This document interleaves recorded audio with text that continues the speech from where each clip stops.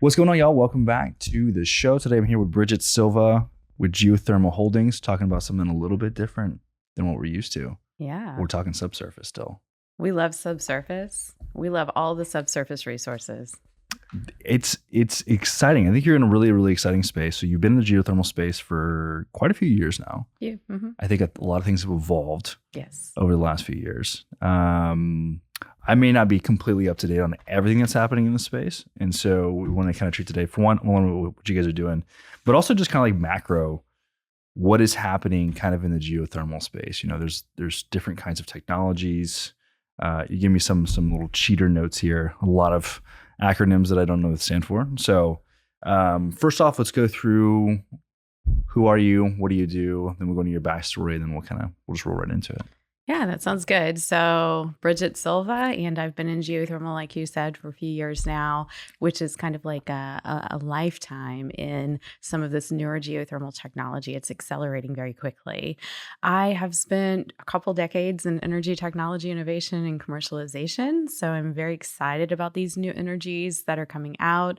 I've worked on projects that span from transformation of the grid, like when smart grid wasn't cool yet. We're working on that, setting the data management systems all the way through when cybersecurity and NIST and the infrastructure issues became a big deal, worked on that transformation. So this is the natural entree into the next generation of where we take really, truly profound energy technologies that have existed for a long, long time and do something new with it.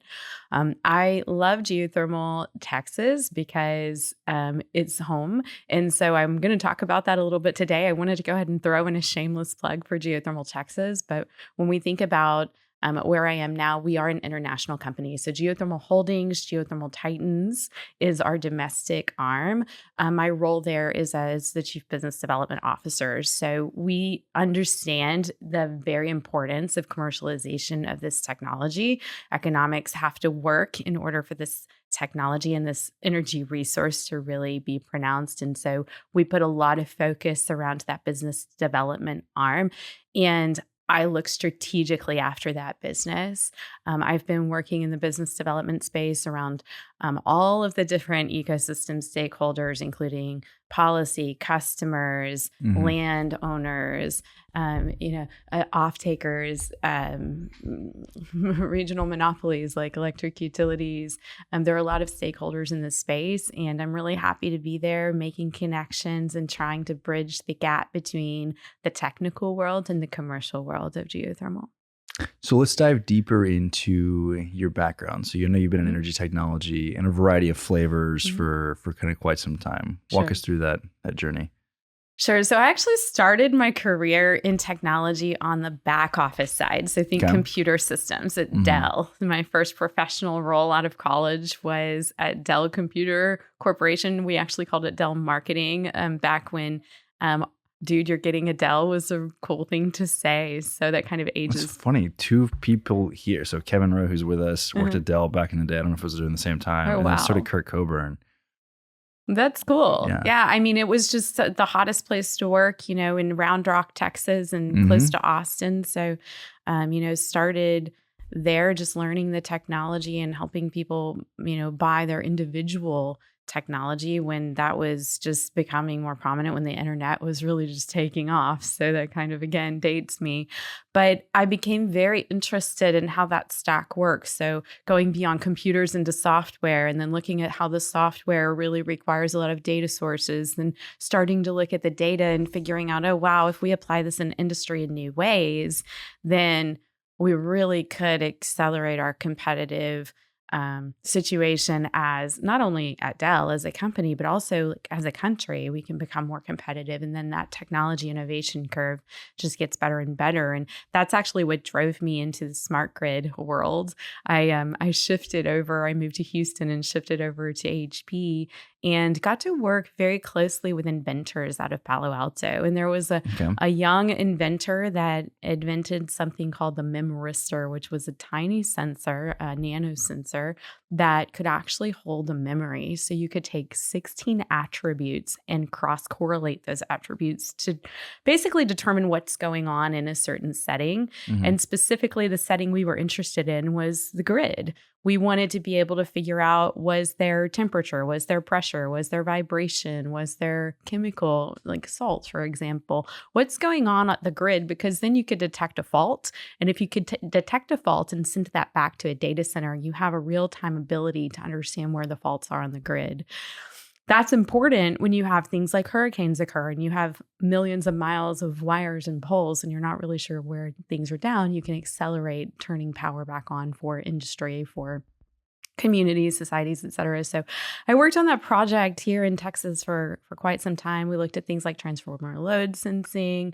How do we build the back office for that? We looked at real-time demand response and what the data requirements would be for that.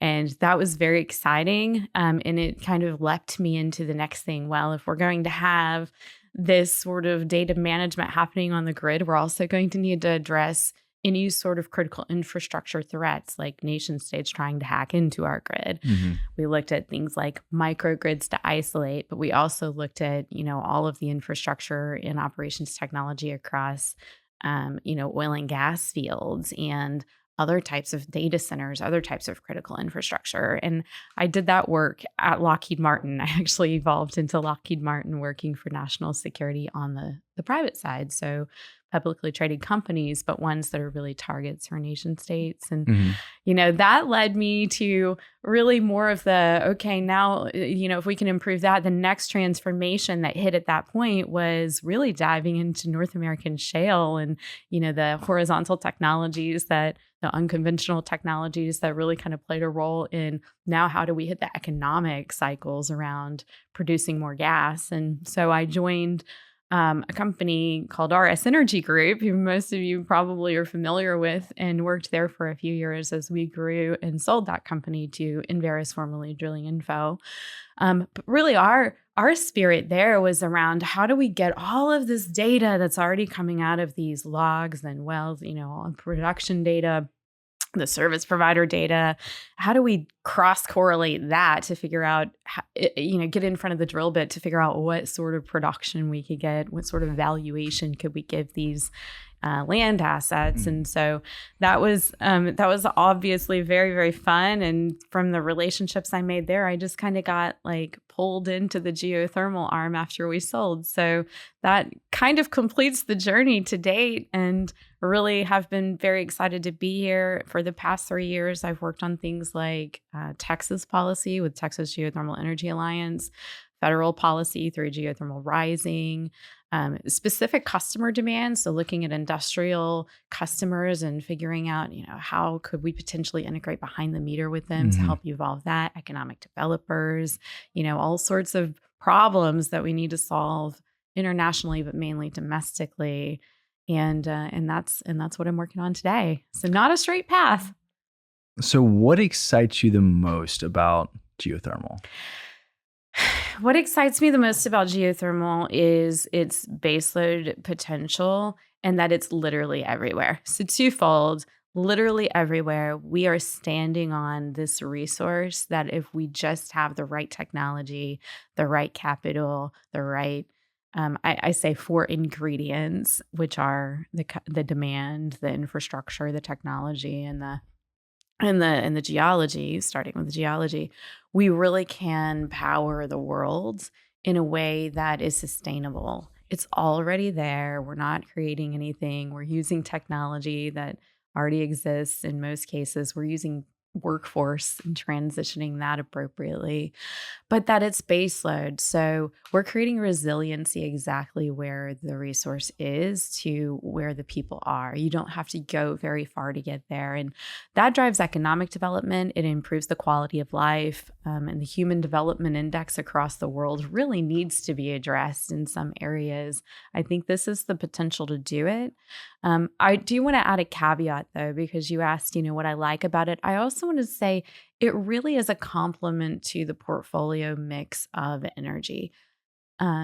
Today, technology isn't always going to be commercial. We need to be able to leverage the abilities of solar and wind and natural gas and other things so that we can really expand economically without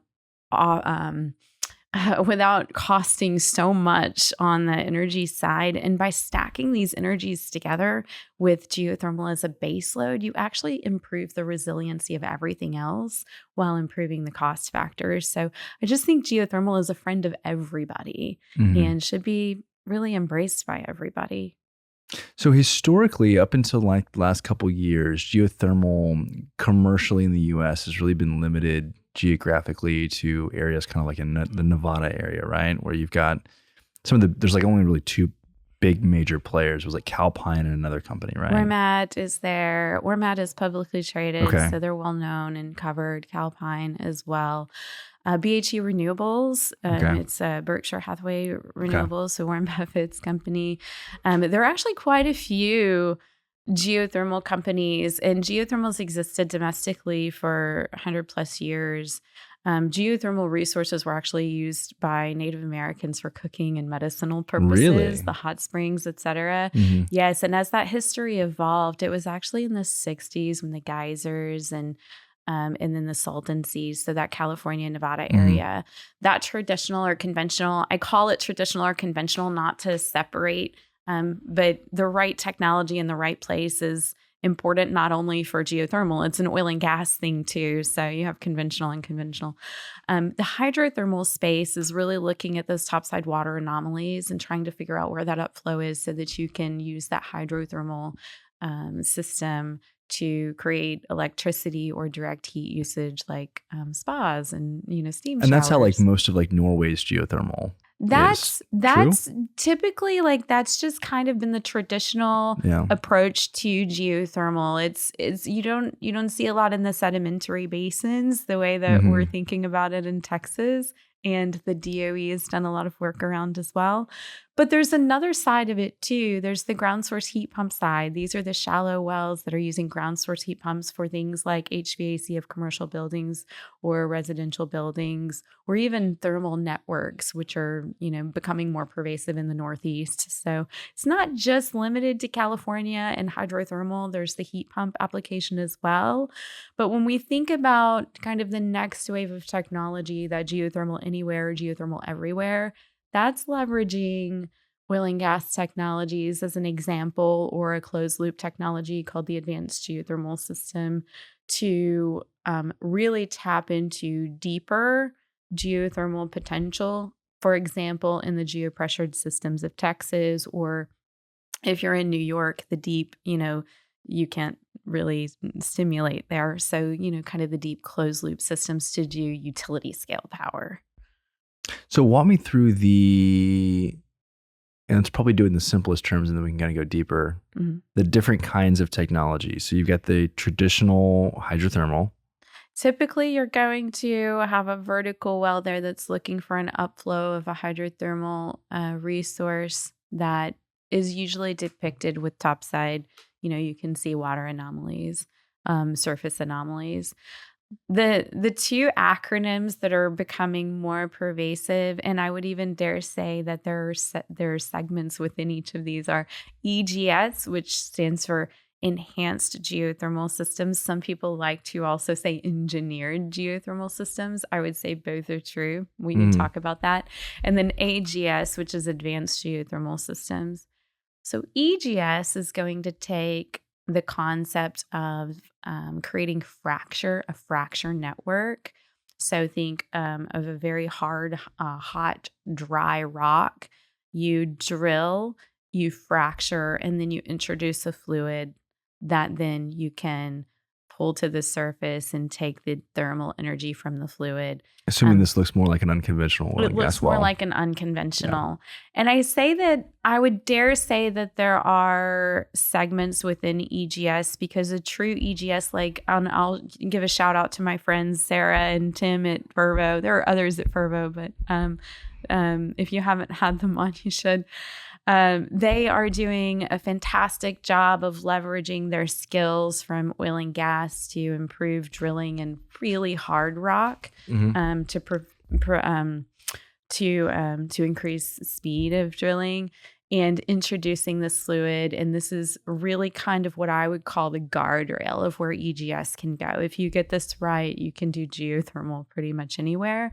But then if you pull back a little bit and go into some of the sedimentary geopressured systems like we have here in Texas, that's a lighter stimulation. You already have a very pressurized hydrothermal solution subsurface in place. And so you actually don't have to use maybe some of the technologies and go as cutting edge as what Fervo's doing. You can use existing technologies. We're just developing the water leg of an oil and gas basin, right? Mm-hmm. So maybe using unconventional tools, but in a conventional basin. And that's, I would say, a less risky approach because we've already done it. We have the workforce for it. We have the tools. We have the talent to do that. Let's go ahead and do it. We also have some DOE projects that have proven it worked, but it's not really been done on a commercial scale. So that's where the risk is. So those are the two ways that I would explain EGS, and then everything in between. So if you're technical, you'll understand everything between like super porous and super permeable and super wet to hot, dry rock, everything in between. It's just pretty much just differences in geology. Exactly. Where we see AGS, advanced geothermal systems, is a closed loop. I've actually heard people say, and I just want to address this debate up front, that EGS is a better technology than AGS because it's going to work and it's already been proven. And I'm just going to dispel this myth. AGS is extremely important. Advanced geothermal systems, the closed loop, where you're basically drilling two wells and connecting, whether it's shallow or deep, is extremely important for the world, including areas that have policies that prohibit stimulation. Any sort of fracking is not possible in states like New York, for example, or Europe. You have to have a different technology. And so the big debate is around, well, technically, is it sound? Yes, it's technically sound. There are a lot of people that have proven that it's sound, but economically, is it sound? Well, in certain markets, different economics it's just different, right? So in Europe and New York and other places, you are going to have a different commodity price, a different economics structure. And in those situations, we need that technology. So the way I think about it is the right technology at the right place at the right time for the right purpose.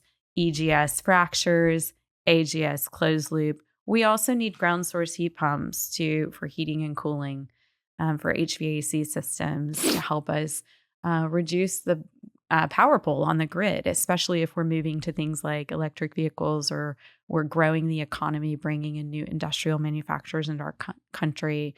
We predict that the grid size needs to double. It makes sense to use that ground source for HVAC, for heating and cooling. So how do you harvest the thermal on a closed loop system? Like, how does it actually?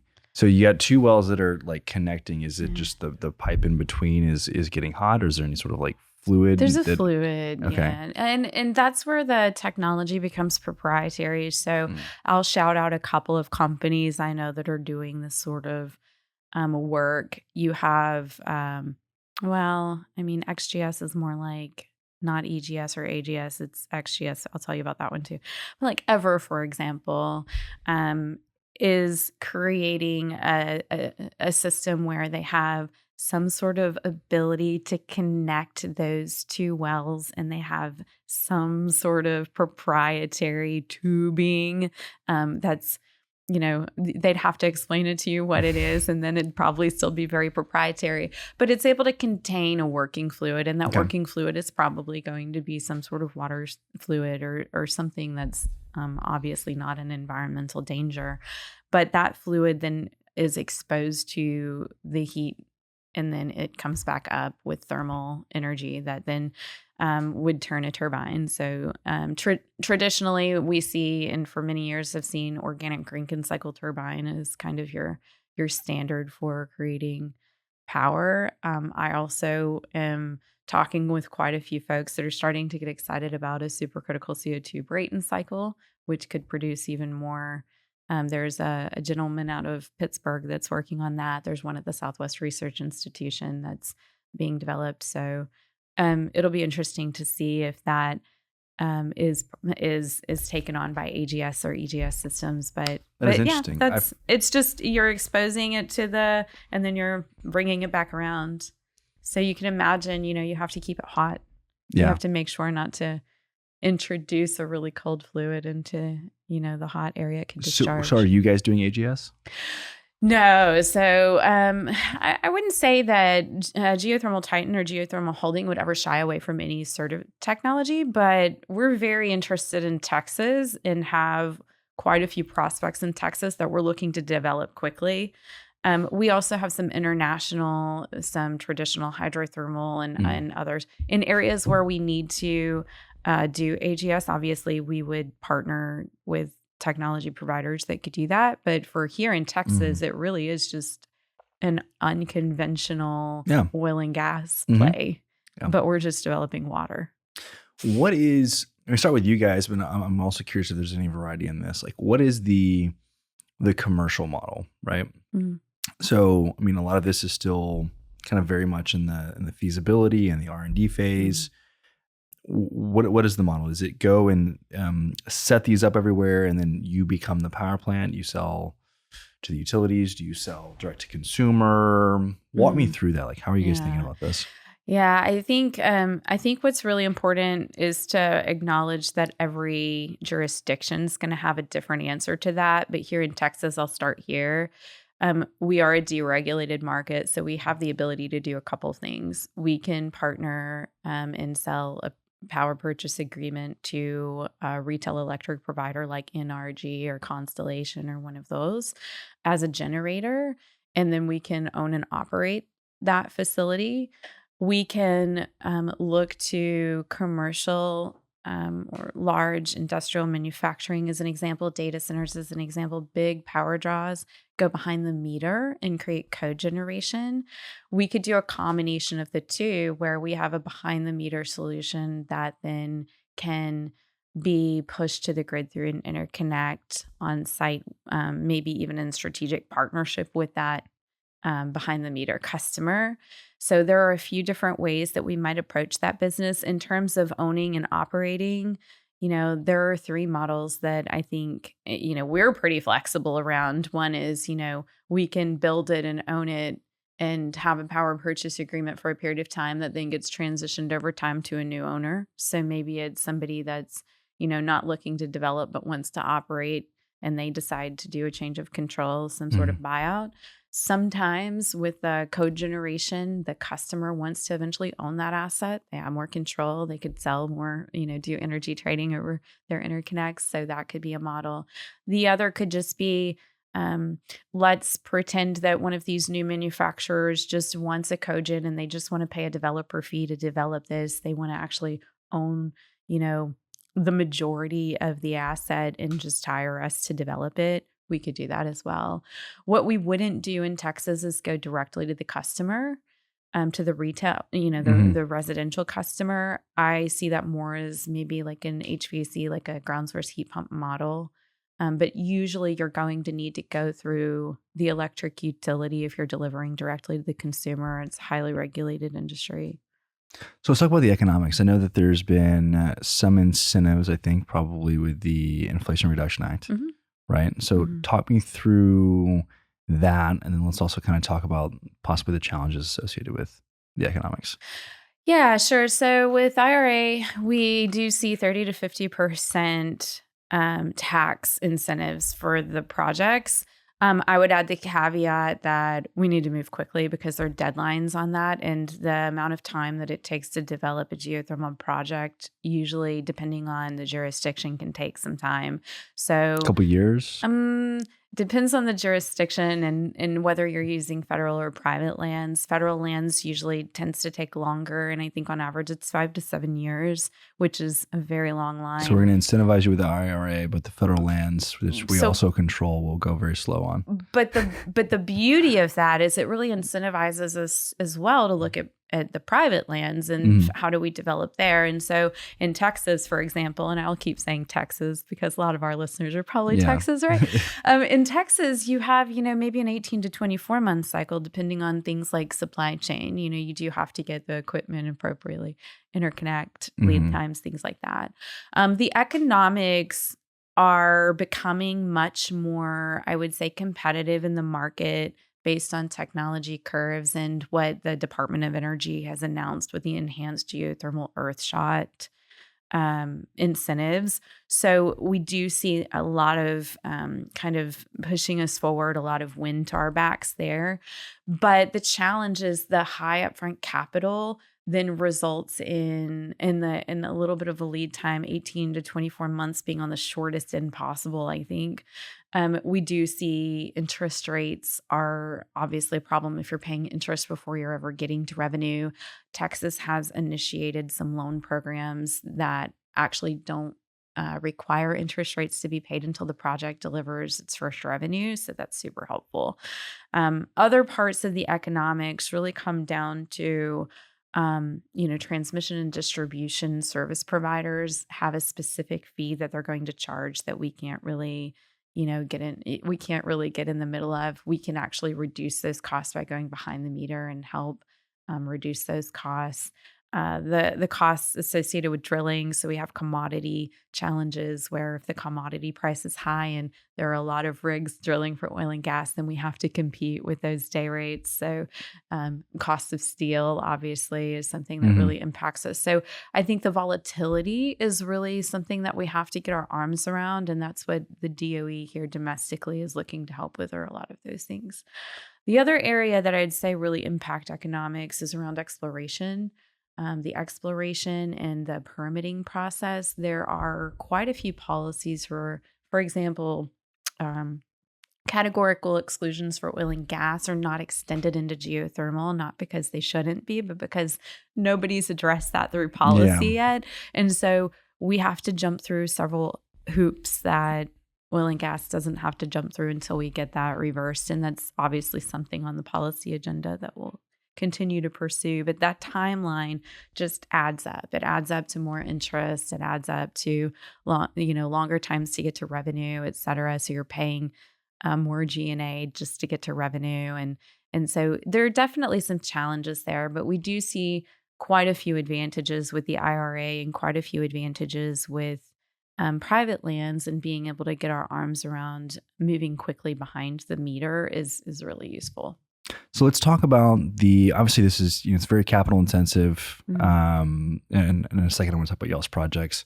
What does the capital environment look like for this? I mean, obviously with you have the tax incentives with the IRA. Is there a ton of cash? I know Fervo's got some pretty big name backers behind them with Bezos and Gates and those kind of guys, which is really, really cool. And I think for them, I think it's like very much like mission oriented, right? Of like being able to diversify kind of like our energy mix. Do all the investors in that space have to be mission oriented, or there's some that are also like chasing returns in a space where it's very R&D heavy? Yeah, good question. And Jake, pardon me for being a bit cheesy, but I'm going to say that it's picking up steam. And I usually speak in puns.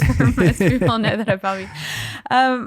we've seen, obviously you mentioned Fervo with the $244 million raise that was announced, I think, in February.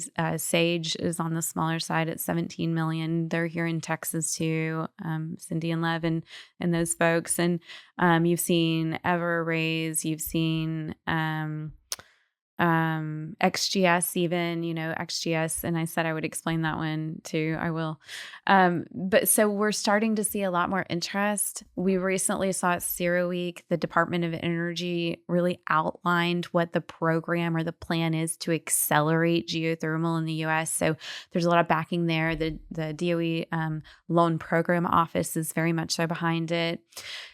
From an investor standpoint, my observations are that there are some investors that are very interested in the renewable energy space, but they still see geothermal as a bit of an enigma because, solar and wind have been out there for so long. There's a lot of predictability associated with it, but geothermal is just, as I said, it's picking up steam. So they're not necessarily seeing, a big portfolio that they can really kind of look to de-risk in their analysis. I would dare say that there's an education that needs to happen with investors to help them understand that, particularly in areas where you're using typical oil and gas technologies and teams and processes and regulation, like in Texas, you actually don't have risk if you explain it from we're developing this like the water leg of an oil and gas basin. You understand what that risk profile looks like. With the 1.9 million wells drilled in Texas, we have a lot of data. We can de-risk it.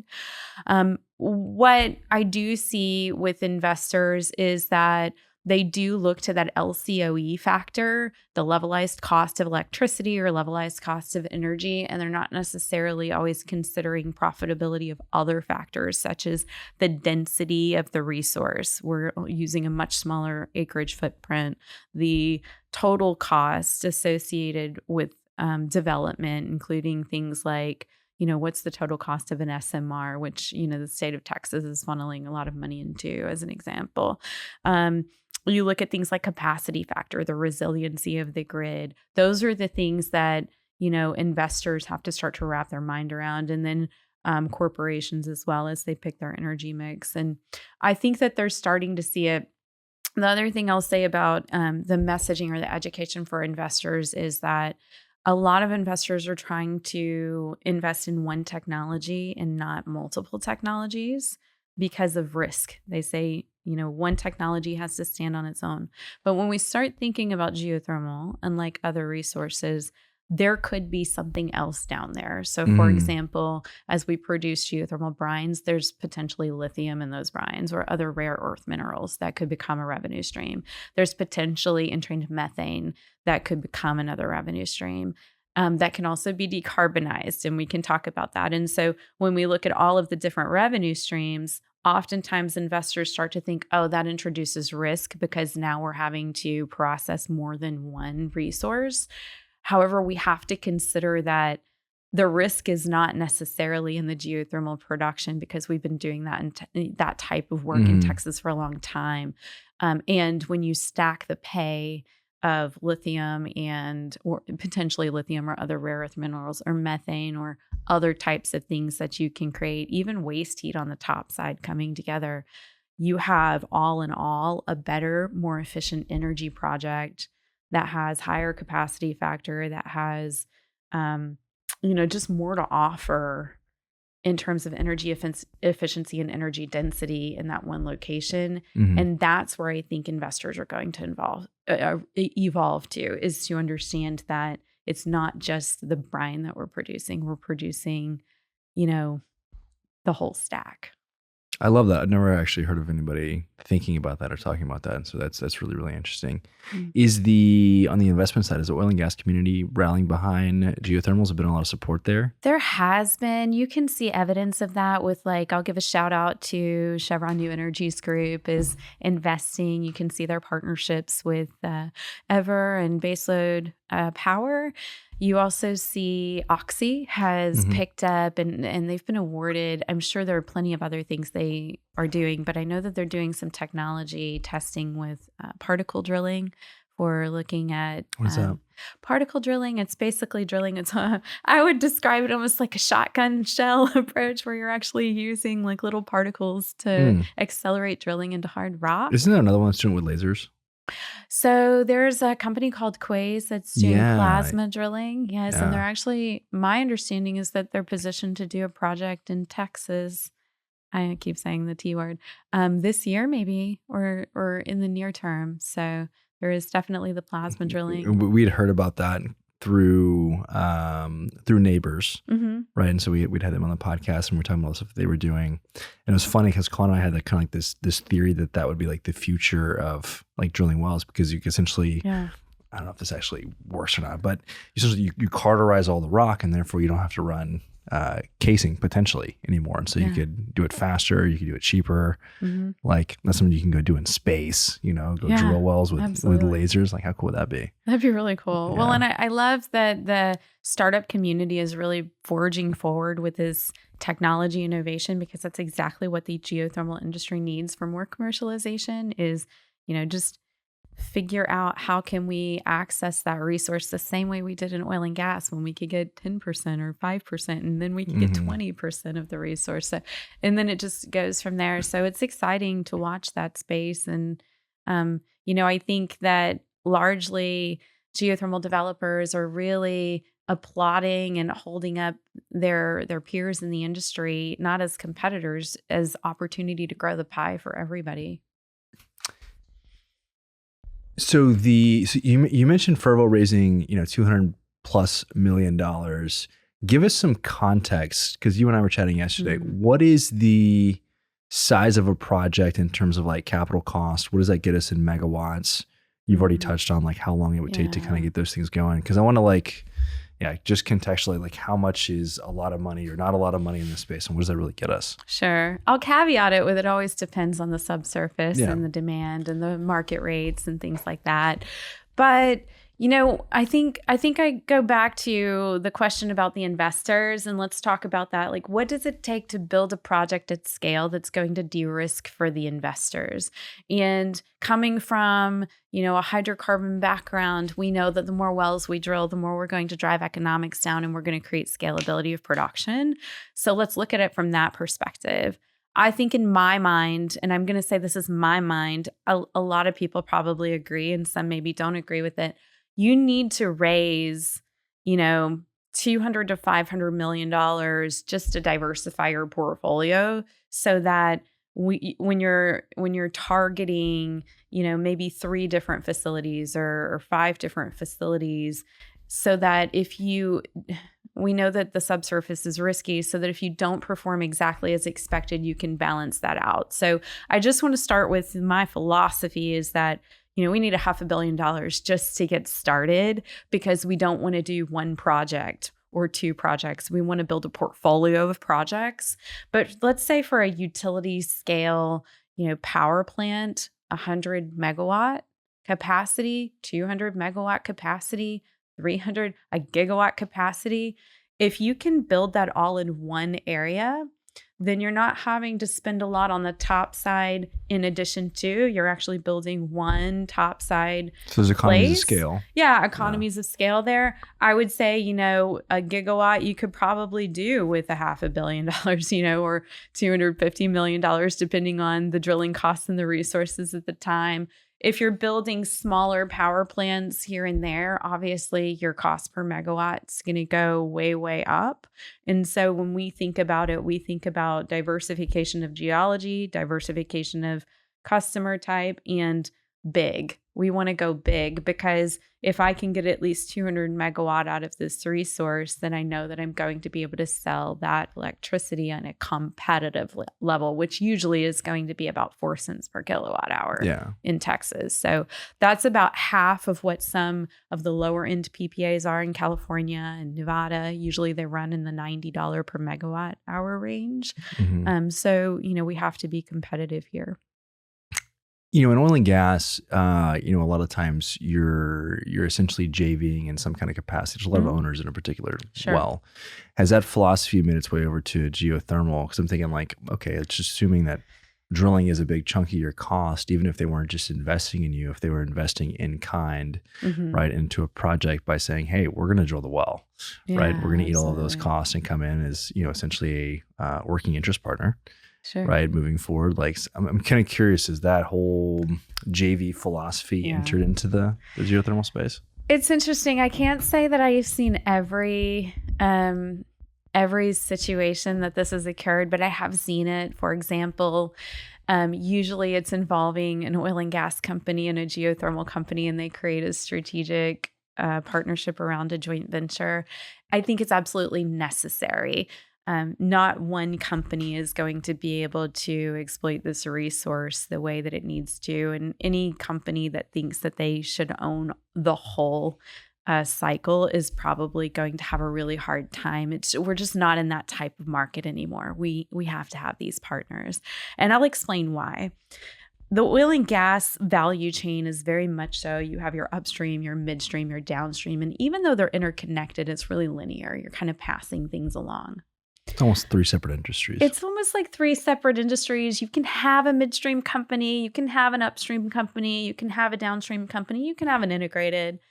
Where the rubber hits the road in geothermal is it's a circle. You have your subsurface, your we'll call it upstream, but the midstream is the topside equipment that you also have to contract and build and own. And then the downstream is the electric or the direct heat market, which you have to have in proximity to the resource. It just doesn't travel the way that you can molecules travel. And then the customer is also there. So you have a whole circle and you're listening to the customer, you're listening to the demand based on your location, you're producing what they need, you're selling it to them at a market rate, and it's a whole circle. So that said, you have to have expertise in all of those things. And I just, especially at this particular juncture of geothermal, where a lot of the new advancements are being driven by startups, no one company can do it. And we need the financial backing of the bigger companies, the corporate strategics. So I'm all for it. I think it's really important that we're all friends with one another. And I think that there's a win-win-win for everybody that gets involved. So that's my shameless plug for corporate strategics to go full court press on JVs with geothermal companies. No, I love it. I think we need to see more of it. Mm-hmm. So walk me through what's on y'all's plate in terms of projects. We have some really cool things going on along the Texas coast, all the way from, we'll call it like east of Houston down to Corpus and even into the valley. And those are typically going to be economic development driven. So there's a lot of state of Texas, led by Adriana Cruz for Abbott's office, has this amazing economic development community where economic developers across the regions are constantly helping us bring new industry to Texas. We're really proud of that. We also know that that's going to cause a huge increase in electricity demand and even direct heat demand across the entire Gulf Coast region, with a lot of the ammonia and green hydrogen and things like that are coming into our state. In addition to that, we have some existing industry that intends to continue their expansion, and they need to have resiliency of the grid to help with a few things. One, of course, is they want to continue to maintain operations in the event that there are some weather issues or grid instability or things like that. But the second is that they also are very focused on their decarbonization efforts. And so it's just smart to have baseload energy that's also renewable. Our projects, we have selected 30 sites along the coast. We intend to pursue them starting with 3 immediately that we will drill in sequence to one another, parallel to one another, that are directly co-located with these facilities, and from there continue to scale and then probably going from 3 to 6 and then maybe 6 to 12, so we can kind of get our feet under us. But those projects across Texas are not the only thing we're working on. It's just the first thing we're working on. There are some areas in Louisiana that we find very interesting. Louisiana is different jurisdiction altogether. Largely, Entergy is responsible for that region, but they also have some grid stability and decarbonization efforts. And then internationally, we're looking at countries like, India, for example. India has a human development index kind of in the middle. They're kind of in the middle of I'm going to throw something at you, the Kuznets curve, where, industrialization, they're kind of at that mid-level where they're really starting to see a need for resiliency and energy and really accelerate their economic development. So that's a huge hotspot. Parts of Africa, parts of Europe. So we're all over the place, but we're very focused right now on breaking ground in Texas. Three sites in Texas. That's super exciting. Yeah. This has been like a reprimer. I just haven't even talked or thought about geothermal a ton in the last couple of years. And so, yeah, this is like really refreshing to kind of start seeing where this is at and what the future of this looks like. And so This has been really awesome. Yeah, agreed. Well, I appreciate your interest in it, and we should talk more. we actually have several events and groups that have formulated over the past couple of years. So do you mind if I go just ahead. throw a plug out there? Plug them out there. So Geothermal Rising has been around for 52 years at this point. Jamie Beard? She's Project Interspace. Geothermal Rising is actually a group that's been around. They're the advocacy group that's been around for about 52 years or so. Okay. The executive director there is Bryant Jones. And we have some folks working for him out of Texas and then, other areas as well. Geothermal Rising has established regional interest groups across the country and internationally. Specifically here, we have the Texla-Oak, Texas, Louisiana, Oklahoma regional interest group that I initially championed. So it's, in my vested interest to see that grow, and we'll be at OTC. So definitely if you're going to be at OTC, stop by and see the Geothermal Rising booth, watch Bryant Jones on stage, and then I'll be there representing the Texla-Oak rig. The rig is free to join. So anybody that wants to know anything about what's going on in geothermal in this region, join the Texla-Oak Regional Interest Group and just learn. We'll send out newsletters and have events and things like that. The other couple of things are, you did mention Jamie Beard with Project Interspace. She is from UT Austin, and Project Interspace is initiating the RD&D, the research development and demonstrations part of the geothermal earth shot, the enhanced geothermal shot, with the Geode, which is the geothermal energy and oil and gas technology integration demonstrations. And that's I want to say that they are negotiating $165 million for demonstrations across the US. So this is a really cool, very cool group to follow. And they've written a whole paper on geothermal and oil and gas. So look that one up. And then the last thing that I'll mention is the Texas Geothermal Energy Alliance. Since I mentioned the T word so many times, I do reflect geothermal across the globe. And because we're starting here in Texas and there's so many clear paths for us to do this in Texas, consider also looking into the Texas Geothermal Energy Alliance. They're helping us drive the right policies to really take advantage of this opportunity. What's so crazy to me, and I'm totally okay with you saying Texas a lot, is so much of this is born here. A lot of it is born here. So much, like Texas truly is the energy capital of the world. I mean, this expands into all parts of energy infrastructure. Even, we're very deep into like the Bitcoin mining space, and now even like the AI data center space. And like on the Bitcoin mining side, 30% of global hash rate comes from Texas now. Wow. That's because we have an abundance of energy here. We know people who know how to extract energy, and these guys need tons and tons of it, right?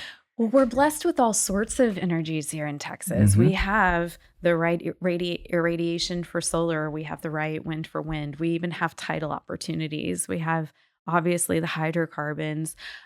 We have the geothermal resource. But what I'd say that Texas... Ports for LNG. We've ports got for LNG. We CCUS. have... Absolutely. We have the infrastructure. But what I'd also say that we have that a lot of places don't have is we have policy that's been established and appropriations and jurisdictions that have clear paths. So the Texas Railroad Commission is the jurisdiction for geothermal.